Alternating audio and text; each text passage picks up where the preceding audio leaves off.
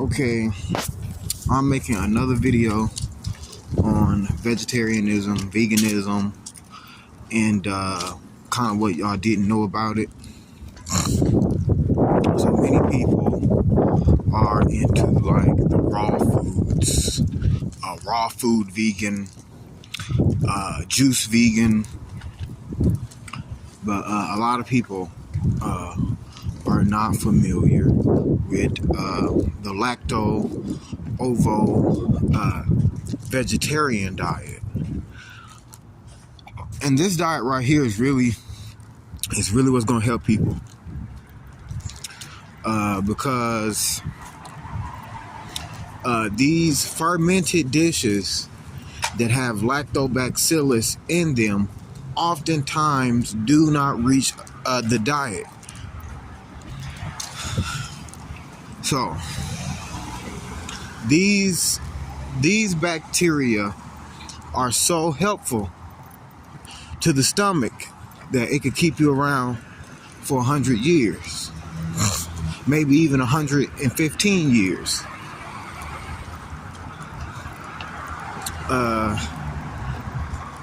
Right next to that, it's not really vegetarianism, but pescatarianism, or people that are right about the brink of eating meat, like fish. They may consume fish in small quantities of milk. Many of these people are acting like it's a sin to consume milk, and we've been doing it for 20,000 years, in fact, some milk has the same fermented properties of pickled cabbage. I would say that it's probably better on occasion to assume that milk is probably not harmful. But pasteurized, if the milk has been pasteurized, they say, some people are saying crazy things like milk is for European diets, and there's entire African cultures centered around drinking milk and stuff like that. Milk is one of the oldest beverages that human beings have ever drinking or drunk. Is there another creature on Earth? But there's not really creatures that. I'm just saying that milk is a healthy beverage for you to consume. The processes of milk, you're not hurting the animal, and you aren't really hurting the animal's descendants. The lactobacillus in milk is also in every fermented dish that one could ever eat. If y'all don't drink milk, I do recommend that y'all eat pickled cabbage or some type of fermented sauerkraut, because I find that the same way cabbage or milk makes you strong, so does fermented cabbage. But I ain't gonna say that you need milk, because you kind of don't, seeing that veganism does exist if you balance out your diet correctly. But I'm here to say I don't think that that plant milk is a supplemental support system for replacing milk. But something like sauerkraut would be a more realistic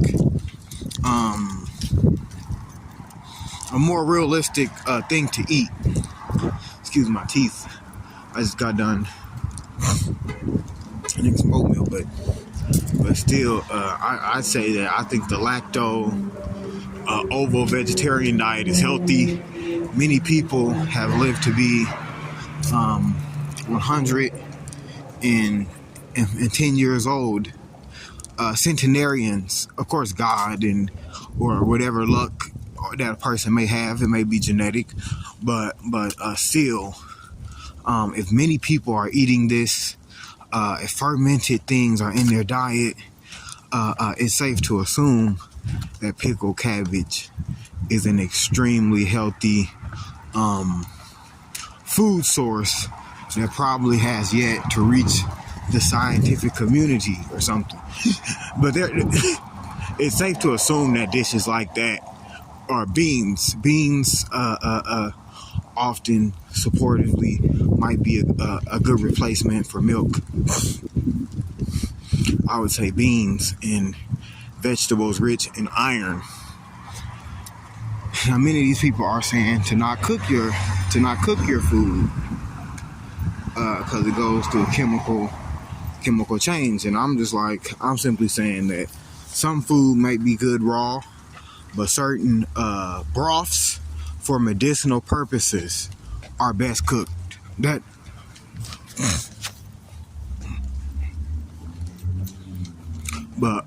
it's always fair and game to have certain raw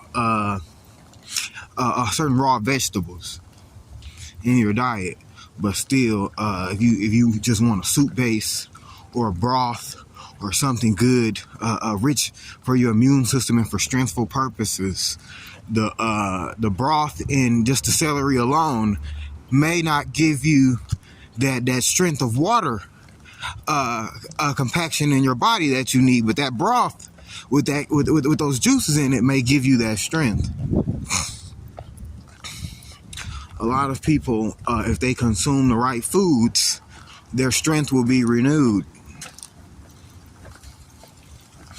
This is often a medicine sort that is not really popularized in the Western diet as something quite to eat, or is popularized in the Western diet as something to eat, and never is it presented as actual medicinal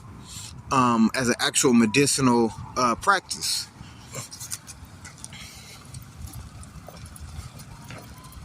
This is something more perhaps that a person might see in a far off East country, or perhaps in like Africa or something. So many of these Western doctors are giving y'all medicine that is actually based on the extract of certain herbs in far off Eastern countries. And many of these people that are 110 years old in Eastern countries might say that the cure to your disease is simply that you don't drink enough water.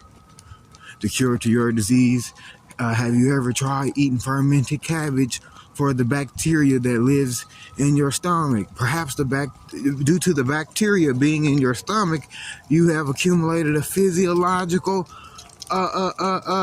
desire or a physiological craving or placement or addiction. And that has affected your mind. These small bacteria in your stomach can actually affect your mind. So fermented cabbage, not only is it beneficial for your belly biota, but it is also beneficial for the mind and cellular, higher cellular consciousness, or the proper, if your cells are working properly, the consciousness of biota and biology in your entire body. This is a process called angiogenesis. But I would not say that taking a piece of meat. You might just had some oatmeal this morning. Taking a piece of meat in your body. That sounded wrong, but eating meat probably ain't the worst thing in the world. Like, damn, there's somebody that's 105 years old that had a steak or two. But a lot of people that old are very strict dietitians. Many people that are 100-something years old are strict dietitians. Many of them grew up to where certain foods were not quite eaten. Certain people will not tell you that certain dietary restrictions in the Bible might actually get you to 100 years old. Certain dietary restrictions from Japan might get you to 100 years old. Certain early century African American diets, 1900 buckwheat biscuits with no meat, might get you to 100 years old. these type of centenarian diets. And you can look this stuff up on the internet. That this is just simple shit you can look up on the internet. Who are the centenarians? People that have a cultural background. People that believe in God. If you believe in God, then God will keep you for 100